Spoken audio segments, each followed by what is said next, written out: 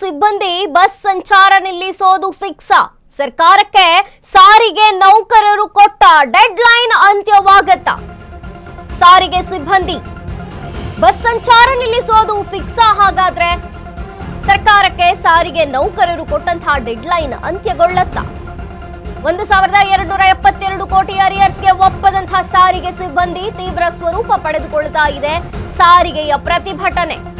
KSRTC BMTC ಬಸ್ಗಳ ಓಡಾಟ ಬಂದ್ ಆಗುತ್ತಾ? 38 ತಿಂಗಳಿಂದ ಹಿಂಬಾಕಿ ವೇತನ ಪರಿಷ್ಕರಣೆ ಮಾಡಬೇಕು. ಸರ್ಕಾರ ಜಂಟಿ ಸಮಿತಿ ಕರೆಯದೆ ಸರ್ಕಾರದಿಂದ ನಿರ್ಧಾರವಾಗಿದೆ. ಮುಂದಿನ ಸಭೆಯಲ್ಲಿ ಈ ಬಗ್ಗೆ ನಿರ್ಧಾರ ಮಾಡುತ್ತೇವೆ. ಸಾರಿಗೆ ಸಂಘಟನೆಯ ಮುಖಂಡ ಮಂಜುನಾಥ್ ಅವರು ಈ ಹೇಳಿಕೆಯನ್ನ ಕೊಟ್ಟಿದ್ದಾರೆ. ಸರ್ಕಾರದ ಆಫರ್ಗೆ ಒಪ್ಪದಂತಹ ಸಾರಿಗೆ ಸಂಘಟನೆಗಳು.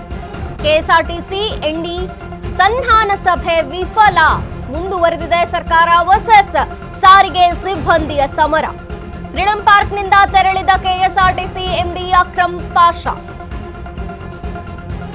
ಸಂಧಾನ ವಿಫಲವಾಗಿದೆ. ಸಾರಿಗೆ ಸಿಬ್ಬಂದಿ ಹಂಗಾರೆ ಇನ್ಮೇಲೆ ಬಸ್ ಸಂಚಾರ ನಿಲ್ಲಿಸೇ ಬಿಡ್ತಾರಾ? ಸರ್ಕಾರಕ್ಕೆ ಸಾರಿಗೆ ನೌಕರರು ಕೊಟ್ಟಂತಹ ಡೆಡ್ ಲೈನ್ ಏನಿದೆ ಇದು ಅಂತ್ಯವಾಗ್ತಿದೆ. 1272 ಕೋಟಿ ರೂಪಾಯಿ ಅರಿಯರ್ಸ್ಗೆ ಒಪ್ಪದಂತಹ ಸಾರಿಗೆ ಸಿಬ್ಬಂದಿ ಪ್ರತಿಭಟನೆ ತೀವ್ರಗೊಳ್ಳುತ್ತಾನೇ ಇದೆ. ಈ ಕಡೆ ಸರ್ಕಾರವೂ ಒಪ್ಪುತ್ತಿಲ್ಲ, ಆ ಕಡೆ ಸಾರಿಗೆ ಸಿಬ್ಬಂದಿ ಕೂಡ ಮಣಿತಿಲ್ಲ. 38 ತಿಂಗಳ ಹಿಂಬಾಕಿ ಮತ್ತು ವೇತನವನ್ನ ಪರಿಷ್ಕರಣೆ ಮಾಡಬೇಕು. ಸರ್ಕಾರದ ಜಂಟಿ ಸಮಿತಿ ಕರೆಯದೆ ಸರ್ಕಾರದಿಂದ ಈ ನಿರ್ಧಾರವಾಗಿದೆ. ಮುಂದಿನ ಸಭೆಯಲ್ಲಿ ಈ ಬಗ್ಗೆ ನಿರ್ಧಾರ ಮಾಡುತ್ತೇವೆ ಅಂತಿದ್ದಾರೆ. ಸಾರಿಗೆ ಸಂಘಟನೆಯ ಮುಖಂಡ ಮಂಜುನಾಥ್ ಅವರು ಹೇಳಿಕೆಯನ್ನ ಕೊಟ್ಟಿದ್ದಾರೆ.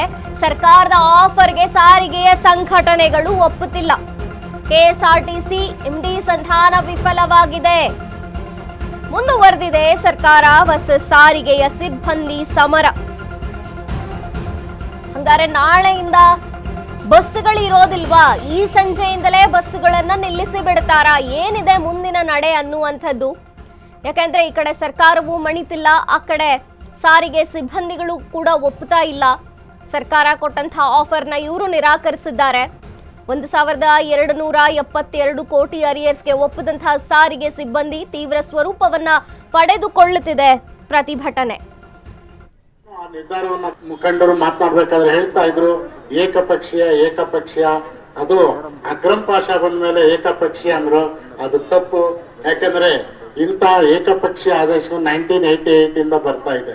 ಸೊ ಇದು ಪ್ರತಿ ವರ್ಷ ಏನು ಪರಿಷ್ಕರಣೆ ಆಗಿದೆ ಅವೆಲ್ಲ ಏಕಪಕ್ಷೀಯವಾಗಿ ಆಗಿದೆ. ಆದರೂ ಸಹ ನಾವು ಸರ್ಕಾರಿ ಅಧಿಕಾರಿಗಳು ಲೇಬರ್ ಕಮಿಷನರ್ ಸ್ಥಾನದಲ್ಲಿ ನಿಂತಾಗ ಆ ಒಂದು ಪಾತ್ರವನ್ನ ನಿಭಾಯಿಸ್ತೇವೆ. ಇಲ್ಲಿ MD ಆಗಿದ್ದಾಗ ಅದರ ಪಾತ್ರವನ್ನ ನಿಭಾಯಿಸ್ತಾ ಇದ್ವಿ. ನಮ್ಮ ಮುಖಂಡರು ಇಲ್ಲೇ ಕೂತಿದ್ದಾರೆ, IPS ಸಾಹೇಬ್ರು, ಅವರಿದ್ದಾಗ ಆ ಒಂದು ಪಾತ್ರ ನಿಭಾಯಿಸ್ತಾ ಇದ್ರು. ಈಗ ಇಲ್ಲಿ ಕೂತಿದ್ದಾರೆ, ಈ ಪಾತ್ರವನ್ನ ನಿಭಾಯಿಸ್ತಾ ಇದ್ದಾರೆ. ಸೊ ಇದು ಸರ್ಕಾರಿ ಅಧಿಕಾರಿಗಳ ಒಂದು ಜವಾಬ್ದಾರಿ ಆಗಿರುತ್ತೆ, ಹೊಣೆಗಾರಿಕೆ ಆಗಿರುತ್ತೆ. ಡೆಫಿನೆಟ್ ಆಗಿ ನಾವು ನಮ್ಮ ಕರ್ತವ್ಯವನ್ನ ನಿಭಾಯಿಸಬೇಕು. ನಮ್ಮ ಇತಿಮಿತಿಗಳಲ್ಲಿ ನಾವು ಕೆಲಸವನ್ನ ನಿರ್ವಹಿಸಬೇಕಾಗುತ್ತೆ. ಡೆಫಿನೆಟ್ ಆಗಿ ಈ ಒಂದು ವಿಚಾರದಲ್ಲಿ ಮಾನ್ಯ ಮುಖ್ಯಮಂತ್ರಿಗಳು, ಮಾನ್ಯ ಸಾರಿಗೆ ಮಂತ್ರಿಗಳು ಮತ್ತೆ 4 ಜನ MDಗಳು ಸೇರಿ ನಾವು ಹಲವಾರು ಸಭೆಗಳನ್ನ ಮುಖಂಡರ ಜೊತೆ ನಡೆಸಿದ್ದೇವೆ. ಹಲವಾರು ಚರ್ಚೆಗಳಾಗಿದ್ದಾವೆ. ಅದರಲ್ಲಿ ನಾವು ವಿಜಯ್ ಭಾಸ್ಕರ್ ಅವರು ಮತ್ತೆ ಅನಂತ್ ಸುಬ್ರಾವ್ ಅವರ ಜೊತೆ ಅವರು ನಾನು ಒಂದು ಫಾರಿನ್ ವಿಸಿಟ್ ಹೋಗಿದ್ದೆ, ಒಂದು ಶನಿವಾರ ಮಾತನಾಡಿದ್ರು. ಹೋಗೋದಕ್ಕಿಂತ ಮುಂಚೆ ಭೇಟಿ ಮಾಡಿದ್ವಿ. ಭೇಟಿ ಸಂದರ್ಭದಲ್ಲಿ ನಾವು ಒಂದು ಮಾತುಕತೆಯನ್ನ ಆಡ್ಬೇಕಾದ್ರೆ ಇವತ್ತೇನ್ ನಿರ್ಧಾರ ಕೈಗೊಂಡಿದ್ವಿ ಅದನ್ನ ನಾವು ಅವರಿಗೆ ತಿಳಿಸಿದ್ವಿ. ಅದಕ್ಕೆ ನಮ್ಮ ವಿಜಯ್ ಭಾಸ್ಕರ್ ಅವರು ಸಾಕ್ಷಿ ಅಂತ ಹೇಳ್ಬೋದು. ಸೊ ಏನು ಆ ನಿರ್ಧಾರವನ್ನ ಕೈಗೊಂಡ್ವಿ, ಯಾಕಂದ್ರೆ ಸರ್ಕಾರನೂ ಸಹ ಬಾರ್ಗೇನ್ ಮಾಡ್ತಾ ಇತ್ತು. ಇದು ಬಾರ್ಗೇನ್ ಅಂತ ಒಂದು ವಿಚಾರ ಅಲ್ಲ, ಯಾಕಂದ್ರೆ ಆರ್ಥಿಕ ಪರಿಸ್ಥಿತಿಯನ್ನ ನೋಡ್ಕೊಂಡು ನಾವು ಸಹ ಈ ಒಂದು ಸಮಸ್ಯೆಗಳನ್ನ ಪರಿಹರಿಸಿಕೊಂಡು ಕೆಲಸವನ್ನ ಮಾಡಬೇಕಾಗತ್ತೆ ಅಂತ ಹೇಳಿ ಈ ನಿರ್ಧಾರವನ್ನ ಕೈಗೊಂಡಿದ್ವಿ. ಅದರಲ್ಲಿ ಒಂದು ಪಾರ್ಟ್ ಏನು ನಾವು ಚರ್ಚೆ ಮಾಡಿದ್ವಿ, ಅನಂತ್ ಸುಬ್ರಾವ್ ಅವರ ಸಮ್ಮುಖದಲ್ಲಿ ಈ ಒಂದು ಚರ್ಚೆಯನ್ನ ಮಾಡಿದ್ವಿ.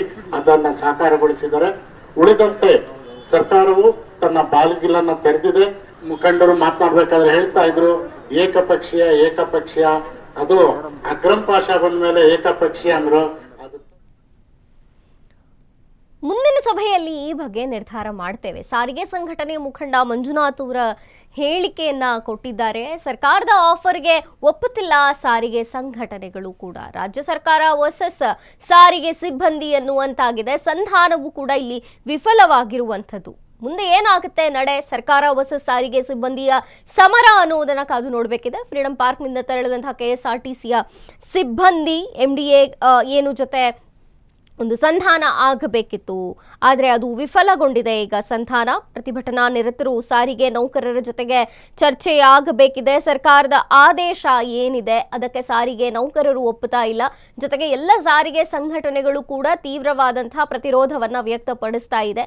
ಬೇಡಿಕೆಗಳು 38 ತಿಂಗಳುಗಳ ಏನು ಹಿಂಬಾಕಿ ಇದೆ, ಜೊತೆಗೆ ವೇತನವನ್ನ ಅದರಲ್ಲಿ ಪರಿಷ್ಕರಣೆ ಮಾಡಬೇಕು ಅಂತ ಅವರ ಏನು ಬೇಡಿಕೆಗಳಿದೆ, ಎಲ್ಲ ಬೇಡಿಕೆಗಳಿಗೆ ಸರ್ಕಾರ ಯಾವ ರೀತಿ ಪ್ರತಿಕ್ರಿಯಿಸ್ತಿದೆಯೋ ಅದು ಸಮಾಧಾನವನ್ನ ತಂದಿಲ್ಲ ಅನ್ನುವಂಥದ್ದೇ ನಡೀತಾ ಇದೆ. ಹಾಗಾಗಿ ಸಾರಿಗೆ ಸಿಬ್ಬಂದಿಗಳು ಕೂಡ ಒಂದು ರೀತಿಯಲ್ಲಿ ಪ್ರತಿಭಟನೆ ಮಾಡ್ತಿದ್ದಾರೆ. ಜೊತೆಗೆ ಸರ್ಕಾರ ಏನು ನಡೆ ತಗೋತಿದೆ, ಸರ್ಕಾರದ ನಿರ್ಧಾರ ಏನಿದೆ ಅದು ಅಷ್ಟಾಗಿ ಯಾವ ಸಾರಿಗೆ ಸಂಘಟನೆಗಳಿಗೂ ಒಂದು ಹಿತವನ್ನ ತಂದಿಲ್ಲ. ಇದಕ್ಕೆ ನಾವು ಪ್ರತಿರೋಧವನ್ನ ವ್ಯಕ್ತಪಡಿಸ್ತೇವೆ ಅನ್ನುವಂತಹ ವಿಚಾರದಲ್ಲಿ ಈ ಪ್ರತಿಭಟನೆ ಮುಂದುವರಿತಾ ಇದೆ.